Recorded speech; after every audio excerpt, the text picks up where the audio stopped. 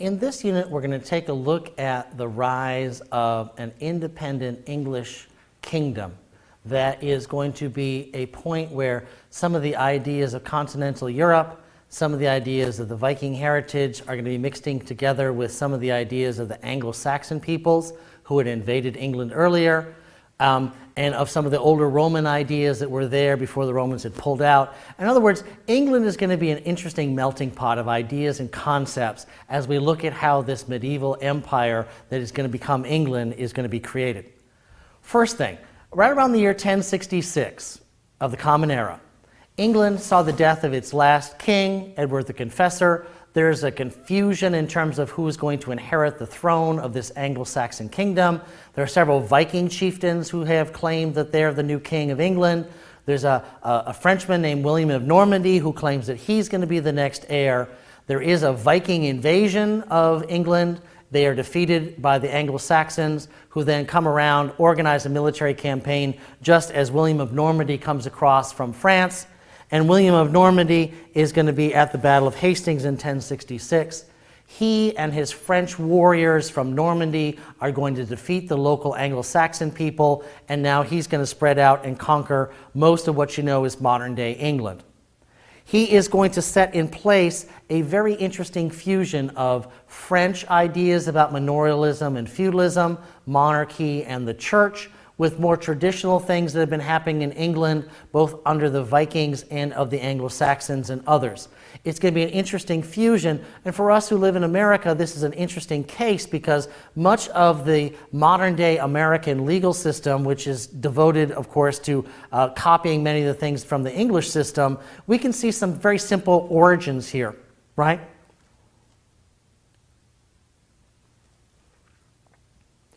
This is a picture from what's called the Bayeux Tapestry. It is a large woolen tapestry that was constructed to honor William when he defeated the English forces in 1066 at the Battle of Hastings. And it shows the sort of very simple military technology that he was using and the people that he was able to bring with him. He now has to reward them. He's now come to England. He's conquered it using the people that were his friends, who were vassals of his, right? People who worked for him. And now he is going to have to reward them. And one thing we're going to take a look at now is how he did it, all right? First of all, he's going to have to fuse together a sort of a Norman and French situation. Let's go back for a second. Normandy is a part of the French coastline where the Seine River that goes through Paris enters into the Atlantic Ocean. It's called Normandy because it was the place of the Northmen. In the generations before William had come over, his ancestors who were Vikings had come and settled in that part of France and had sort of injected themselves into the situation, conquered a piece of territory, and then slowly been integrated into the French people around them. So William is, within a couple of generations, just a few generations removed from being a Viking himself. And now he's going to come over and conquer England, and he had been in many places discriminated against because he was not the true heir. He was not seen as the true child of a true Christian marriage. He was seen in many ways as an illegitimate man, and he had gotten into power by being very brutal and very efficient at getting what he wanted.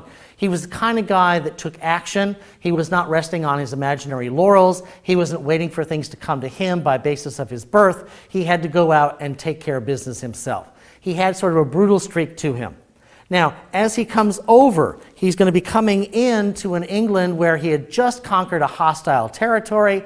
He has many enemies around him. A significant number of people had opposed him. Many of them had lost their lives in battle, but many of them are still out in the countryside, not being very happy about William and his French invasion. So what's going to happen now is that there's going to be an upper layer in English society of Frenchmen and French soldiers who are going to be the new landowners. Many of them are the big churchmen in the state now. And slowly they're going to be integrating their families through marriage with the locals who are of Anglo-Saxon origin. And there's going to be a fusion of the old French with the local Anglo-Saxon.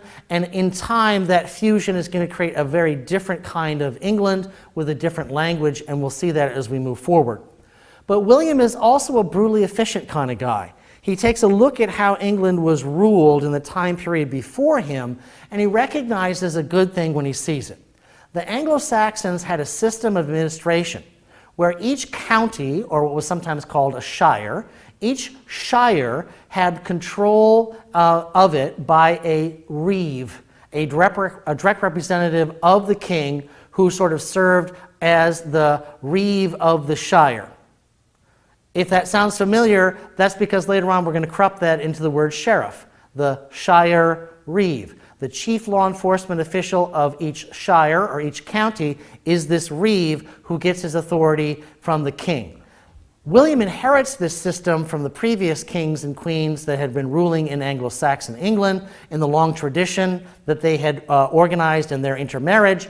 And in a sense, he sees something that's a very good thing, this functioning law office, and he keeps it. It's also going to be that the shire reeves are in charge of tax collection and other issues of justice like that, and the king now has direct control over each of those areas of authority in each of the shires, each of the counties that he controls. It was not a system, like I said, that he had created. He inherited it, but he sees the value of it and keeps it. Fast forward to the modern age of America. In virtually every state, the chief law enforcement official of every county is the shire reeve, the sheriff. You can see the origins of the office, and it was so successful and useful, it will, of course, over time change and morph, but nonetheless, the central concept is we are borrowing an idea that is very ancient in its origins because it was effective and useful. The other thing that William did was he didn't trust the people he just conquered. He is very distrustful. And the very first thing he starts to do when he comes to England is he is going to go and build on the east end of London the Tower of London. This very powerful fortress, this representative of his authority, his ability to protect himself and to project his power over the areas around him. It's right next to the River Thames to help control the flow of trade because London is a trade city, and what better way to control it than to make sure you control what goes and past in front of you on the river. William is very strategic in why he does this. He's very strategic in many things. And as he is trying to maximize what he has done in terms of controlling the territory of England and making sure that all of his followers that came over with him are rewarded, he's going to have to go back and figure out exactly what resources he does have. So this is where you'll see in your textbook reference to what's called the Doomsday Survey of 1086. The Doomsday Survey is essentially a countrywide audit.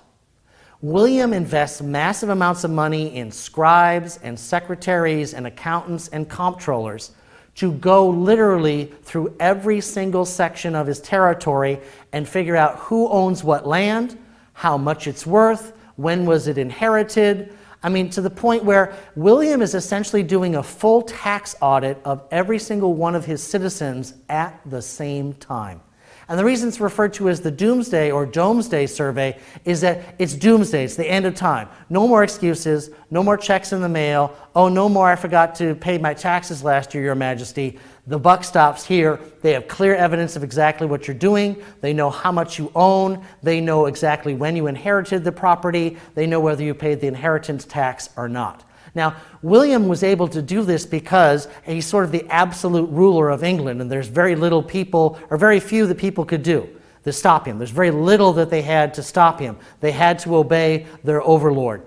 We also know by looking at the Doomsday Survey and comparing it, within it there's a lot of fascinating data about tax collection, how much various pieces of property were worth, how productive they were, the net receipts of various lands that were owned by either the church or by private owners.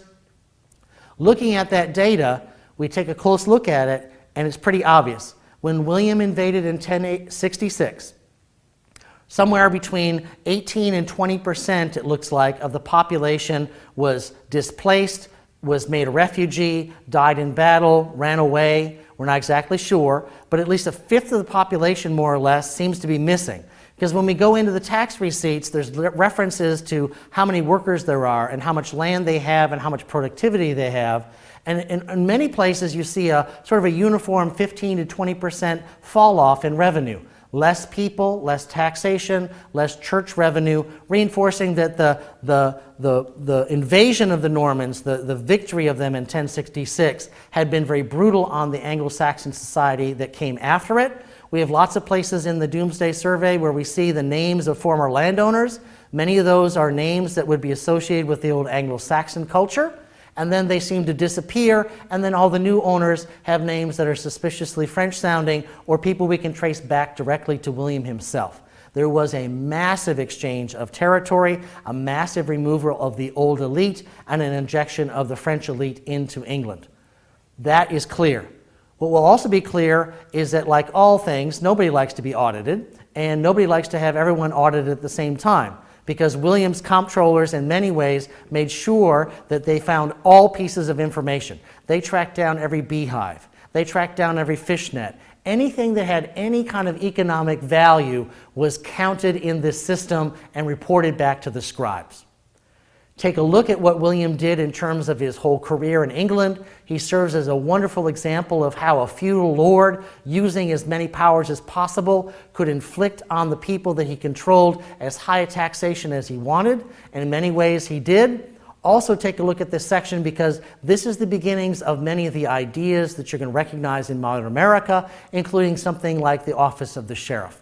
Take a look inside your text for more details on this era of English history, and then make sure you take a look at some of those test questions.